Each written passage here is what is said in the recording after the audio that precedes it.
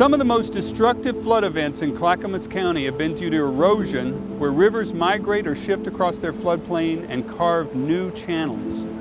Flood-related erosion can be damaging to property and buildings by permanently undermining the stability of banks and foundations. The Upper Sandy River Basin has a history of these types of erosive floods where homes and roads are damaged or destroyed. During the 1964 Christmas flood, over 150 homes were completely destroyed by channel migration here in the Upper Sandy Basin. Flooding is a fact of life to a number of people and places in Clackamas County. At the smallest scale, we have locations that experience nuisance flooding that can inundate agricultural areas or cause standing water and disrupt local transportation. At a medium scale, the county has had 3 presidential declarations in the last 9 years for flood disasters, in 2009, 2011, and in 2015. Each of these events had concentrations of homes and businesses, roads and bridges that were impacted. And at the broadest scale, we've suffered from huge flood events like in 1996 or back in 1964, which caused widespread damage and dislocation to scores of residents and businesses across the county and across the region. In '96, our eyes were opened wide when we had our first flood. Thinking that this was a 100-year flood, we didn't have to worry about it for another 100 years.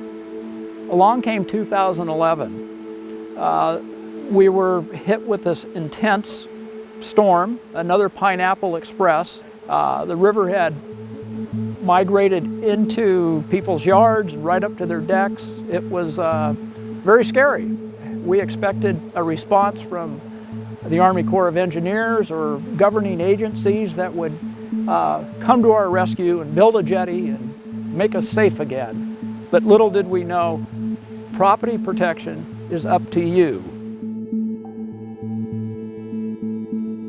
The Sandy is a glacially driven system that starts on 4 glaciers on Mount Hood and gathers, you can see it in the water, that glacial till, it's called, is moving off the glaciers into the upper river and being flushed downstream. So climate change has caused dramatic glacial retreat on Mount Hood and throughout the Northwest. What that does, it's effectively a loaded cannon. So when the winter storms come, you have snow falling, then what's called the Pineapple Express brings rain on top of that snow, causes these large sudden increases in flow of the river and flooding, bank erosion, and channel migration. Climate change means the kind of floods, the kind of high flows that can cause channel migration are likely to happen more often, likely to happen with greater intensity, and because of glacial retreat, they've got more material to move when they do happen. All of that makes the likelihood of channel migration events higher and their severity potentially more intense.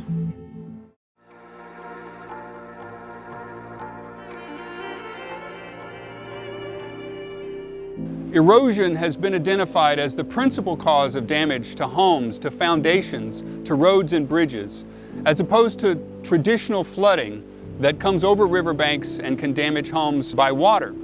Here in the Upper Sandy Basin, we've got a river that comes down off of Mount Hood with so much energy that when we have flood events, what happens often is the banks become eroded, and we call that channel migration.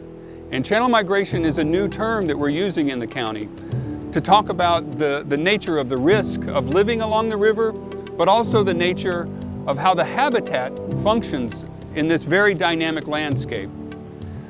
In the upper watershed, we have a history going back to 1964, all the way now, 50 years later, where living along the river means episodes of the river taking away the bank and eroding the foundations of homes. In 1964, we had some of the highest water ever recorded in the Sandy River. Following that time, in 1965, the Corps of Engineers had come in to do an emergency reparative measure. The traditional way of fixing the river then was to create a channel by bulldozing the banks, creating dikes, holding the river in place.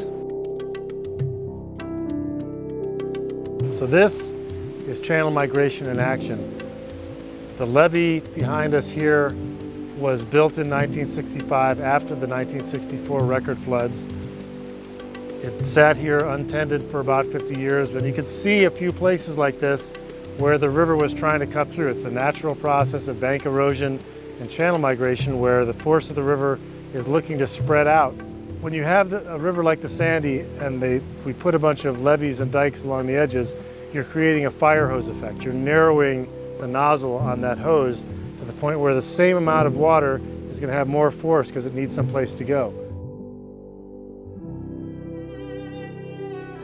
50 years later, we have an active floodplain that's trying to reoccupy its original footprint. And the aim now is to live with the river and create a system that is much more based on habitat-friendly alternatives that support both the nature of how the river behaves and the quality of life up here with less risk and less hazard. Clackamas County Disaster Management is working with the U.S. Army Corps of Engineers and the Oregon Silver Jackets program on a community-based risk management plan for the Upper Sandy Basin. What we're interested in talking to community members about are new maps, advisory maps that the county has on channel migration hazard along the Sandy River. These are areas where we've identified where in a high water event, when the river can mobilize sediment, that tens to hundreds of feet can be stripped away and new channels can be cut in a matter of hours. These maps are advisory, but they're there to help people have a sense of identification of where they live in relation to where these new zones are. And we strongly advise people to consider flood insurance as their primary option for recourse in case their homes are damaged in a major flood event or if erosion hazard happens due to channel migration.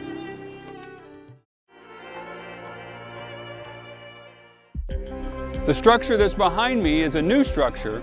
It's an engineered log jam that's been put in place to help create an environmentally friendly bank protection mechanism that captures energy, that creates habitat, and is a much more friendly way of managing risk along the river.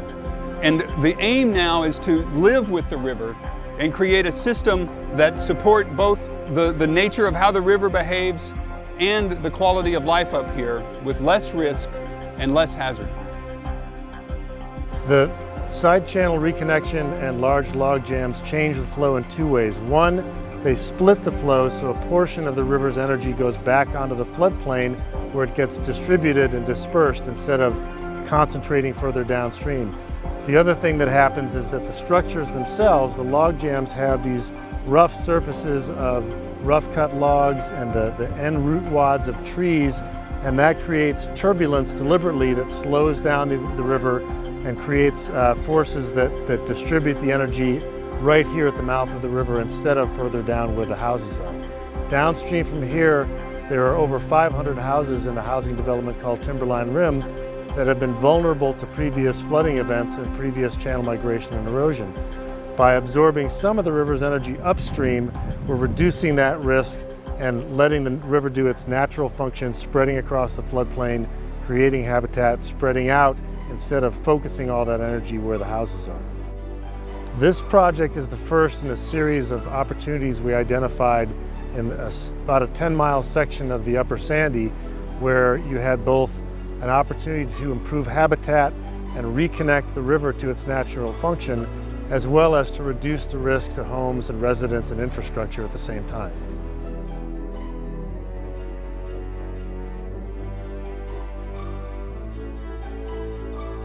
So this is the confluence of the Sandy and the Salmon Rivers.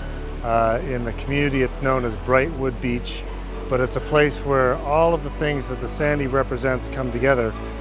At the same time, this is a dynamic place for channel migration because these two rivers coming together here create all sorts of turbulence and dynamics. So we have this choice to say, well, do we want to let the river naturally erode and migrate back into places where it wants to go because of its energetic force, or do we want to help kind of guide that force into places where it won't do as much damage perhaps? Those are the sorts of things where when we do our restoration work properly and we look at the dynamics of the river, we can enhance habitat and reduce the risk to infrastructure at the same time.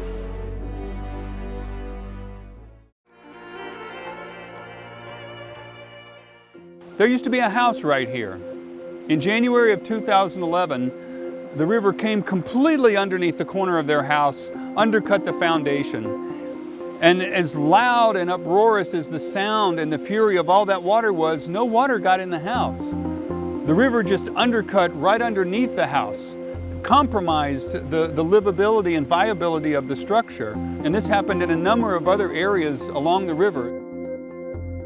The county used federal disaster money to buy the home out voluntarily from the owners, so they would no longer be in jeopardy, and the property was returned to open space, so there would no longer be any flood hazard or risk in this particular location.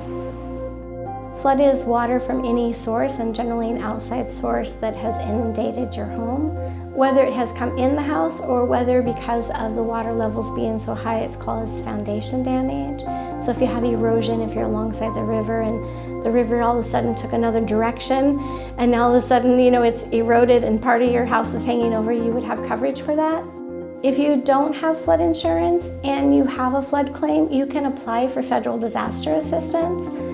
But what most people don't realize about disaster assistance is A, they won't write you a check until you go get flood insurance to protect against the next possible claim, and they give it to you in the way of a loan.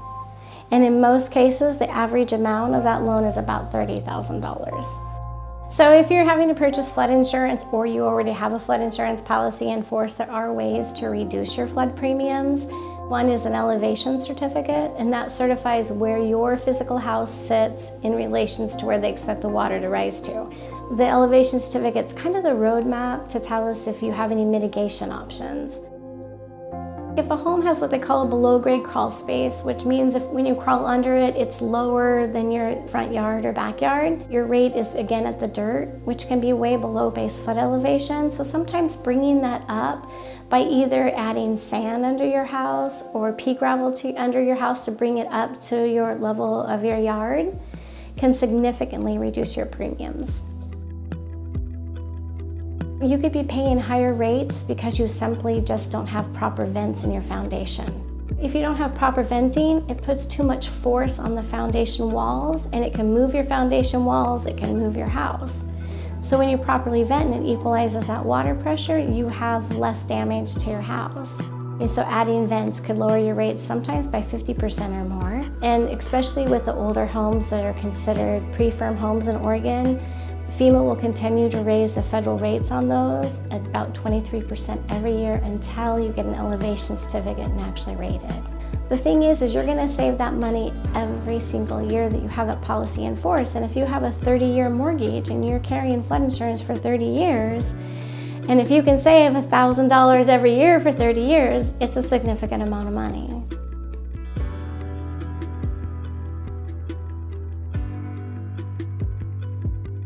If you can see the river, if you can hear the river, you're close enough for the erosion hazard to be a problem. The county's urging everyone who's up here, if you can see the Sandy River, it's probably a good idea to consider flood insurance.